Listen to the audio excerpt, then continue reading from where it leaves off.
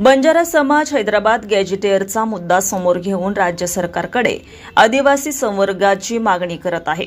समाज आक्रमक होऊन पेटलेला आहे। 1 महिन्याच्या आत जातीचं प्रमाणपत्र वितरित करण्यासाठी सरकारला अल्टिमेट देण्यात आलाय। राज्य सरकारने बंजारा समाजास न्याय न दिल्यास मुंबई जाम करणार असा इशारा जालना जिल्ह्यातील मंठा तालुक्याचे विधान परिषद आमदार राजेश राठोड यांनी दिलाय।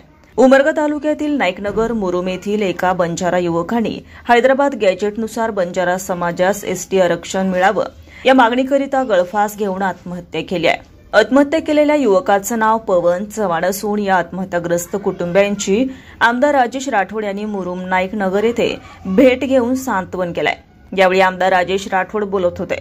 पुढे बोलताना ते म्हणाले की पुढील भविष्यासाठी मयत पवन चव्हाण यांच्या कुटुंबियास शासनाकडून आर्थिक मदत आणि मयत पवन चव्हाण यांच्या पत्नीला सरकारी नोकरी मिळवून देण्यासाठी प्रयत्न करणार असं आश्वासन देण्यात आलं। यावेळी माजी जिल्हा परिषद सदस्य प्रकाश चव्हाण, हरीश जाधव, लक्ष्मण चव्हाण, योगेश राठोड, डॉक्टर सूरज चव्हाण, लालसिंग राठोडसह अनेक जण उपस्थित होते। एसटी आरक्षण संदर्भामध्ये बंजारा समाज आक्रमक होताना दिसतोय। सोलापूर, धाराशिव आणि यासह अनेक जिल्ह्यांमध्ये महाराष्ट्रभरामध्ये आक्रमक दिसतोय। काय सांगाल या संदर्भामध्ये?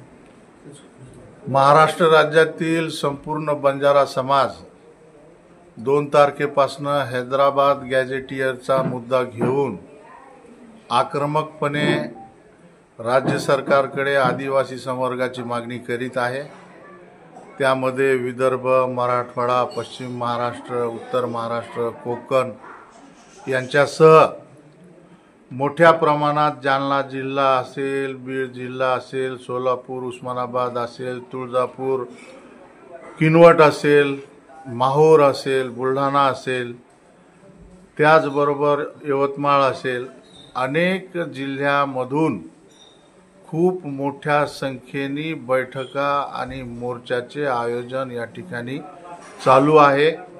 कालचाच अनुभव बघा, 1.5 ते 2 लाख लोक जालन्याच्या मोर्चाला स्वखर्चाने त्या ठिकाणी आले होते। लोक पूर्णपणे पेटलेले आहेत, आक्रमक झालेले आहे। सरकारला 1 महिन्याच्या आत जातीचे प्रमाणपत्र वितरित करण्यासाठी मी अल्टिमेटम दिलेला आहे, सूचना केलेली आहे। मला विश्वास आहे सरकार तातडीने बंजारा समाजाला न्याय देईल, परंतु तसे न झाल्यास 1 महिन्यानंतर आम्ही आंदोलन आणखी तीव्र करू। वेळ प्रसंग पडल्यास मुंबई जाम करू, त्या ठिकाणी आम्ही आमची मागणी आणखी आक्रमकपणे मांडू।